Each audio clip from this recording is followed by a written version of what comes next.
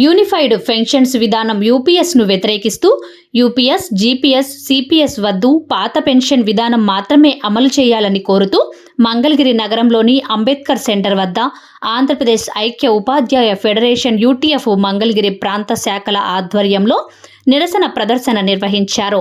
ఈ సందర్భంగా యూటీఎఫ్ ప్రతినిధులు మీడియాతో మాట్లాడారు. ప్రభుత్వం ఈ మధ్య కాలంలో యూపీఎస్ సిస్టమ్ని తీసుకొచ్చింది. దానికి వ్యతిరేకంగా దేశవ్యాప్తంగా కూడా నిరసనలు చేస్తూ ఉన్నాయి. ఎస్టీఎఫ్ఐ పిలుపుని అనుసరించి ఈ రోజున మేము ఈ కార్యక్రమాన్ని చేస్తున్నాం. మేము అనేది ఏంటి అంటే, ఇప్పుడు మన రాష్ట్రంలో ప్రవేశపెట్టినటువంటి జీపీఎస్ అయినా, ఇంతకుముందు ప్రవేశపెట్టిన సిపిఎస్ అయినప్పటికీ కూడాను, ఇప్పుడు వచ్చినటువంటి యూపీఎస్ అయినప్పటికీ కూడాను, ఈ అన్నింటిలో కూడాను ఉద్యోగి ఉపాధ్యాయులు కాంట్రిబ్యూషన్ చెల్లించాల్సిన అవసరం ఉంటుంది. ఆ కాంట్రిబ్యూషన్ చెల్లించకుండా ఉండేటువంటి ఓల్డ్ పెన్షన్ సిస్టమ్ తీసుకురావాలని చెప్పేసి మేము అంటా ఉన్నాం. దీని గురించి భారతదేశం మొత్తంగా ఉన్నటువంటి అన్ని రాష్ట్రాల్లో ఉన్నటువంటి ఉపాధ్యాయుల్ని, ఉద్యోగుల్ని అందరినీ కూడా కూడగట్టుకొని దీని మీద పెద్ద ఎత్తున దీనికి ఉద్యమం జరిపి యూపీఎస్ అమలు కాకుండా చూడాలని ప్రయత్నం ఖచ్చితంగా చేస్తాం. సిపిఎస్ విధానాన్ని ప్రవేశపెట్టిన తర్వాత 2004 నుంచి అమల్లోకి వచ్చింది. అప్పటి నుంచి మేము పోరాటం చేస్తున్నాము. ఆ పోరాట ఫలితంగానే జీపీఎస్ విధానం వచ్చింది. ఇప్పుడు యూపీఎస్ విధానం వచ్చింది. అంటే మేము పోరాటం ఫలితంగా కొంత మార్పు వచ్చింది. కానీ అయితే అది మేము కోరుకునే ఓల్డ్ పెన్షన్ స్కీమ్ మాత్రం అమలు కావడం లేదు. దాని కొరకు మేము పోరాటం చేసాము గతంలో, ఇప్పుడు కూడా చేస్తాము. నేను రిటైర్ అయ్యానండి. మా వాళ్ళందరూ పోరాటం చేసి మా యూటీఎఫ్ తరఫున పోరాటం చేసి సాధిస్తామని నేను పూర్తి నమ్మకంతో హామీ ఇస్తున్నాను సార్. ప్రభుత్వాలు మారుతున్నప్పుడు హామీలు, మేనిఫెస్టోలు ఏమో పెడుతున్నారు. కానీ అధికారంలోకి వచ్చిన తర్వాత అది ఏ రాష్ట్రం, ఏ పార్టీ అయినా, ఏ రాష్ట్రమైనా, ఏ కేంద్రమైనా సరే మళ్ళీ దాంట్లో కొద్దిగా మార్పులు చేస్తూ ఆ పాతదాన్నే సిపిఎస్నే, కాంపన్సేటరీ పెన్షన్ స్కీమ్ని అమలు చేస్తున్నారు. దాంట్లో మార్పులు చేర్పులు తప్ప మేము కోరుకునే ఓల్డ్ పెన్షన్ స్కీమ్ అమలు జరగడం లేదు. దాని కొరకు మళ్ళీ పోరాటం చేస్తాము. ఇప్పుడు మేము చేసిన పోరాట ఫలితంగా ఈ సిపిఎస్, యూపీఎస్ వచ్చింది. మేము ఇంకా పోరాటం చేసి ఓపీఎస్ను సాధిస్తామని మేము మీ అందరికీ హామీ ఇస్తున్నాం సార్. నా పేరు రాజశేఖరం, యూటీఎఫ్ జిల్లా కార్యదర్శి.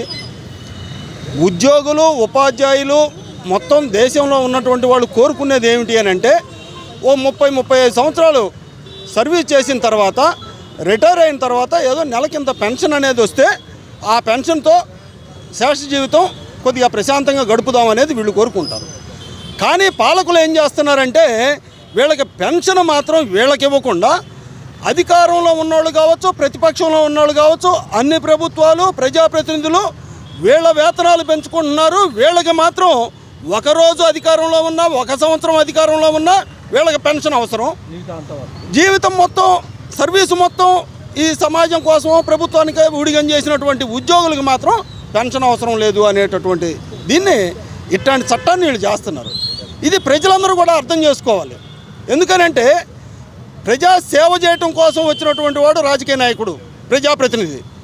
మేము పొట్టకూటి కోసం ఊరూరా తిరుగుతూ ఉద్యోగం చేసేటటువంటి వాళ్ళు. పొట్టకూటి కోసం ఊరూరా తిరుగుతూ ఉద్యోగం చేసేవాడికి ఏమో పెన్షన్ అవసరంలా, ప్రజాసేవ చేయటం కోసమని వచ్చినటువంటి వాళ్ళు ఏం చేస్తున్నారో, ఏ రకంగా వాళ్ళ ఆస్తులు లేకపోతే వాళ్ళ ఇవన్నీ ఎట్లా ఉన్నాయో ప్రజలందరికీ తెలుసు. మేము ప్రత్యేకంగా చెప్పనవసరంలా. మరి వాళ్ళకి మాత్రం పెన్షన్ అవసరం. కానీ పొట్టకూటి కోసం ఊరూరా తిరుగుతూ ఉద్యోగం చేసేటటువంటి వాడికి పెన్షన్ అవసరం లేదు. ఇలాంటి చట్టాలు చేస్తున్నటువంటి ఈ పాలకుల్ని నిలదీయాలి.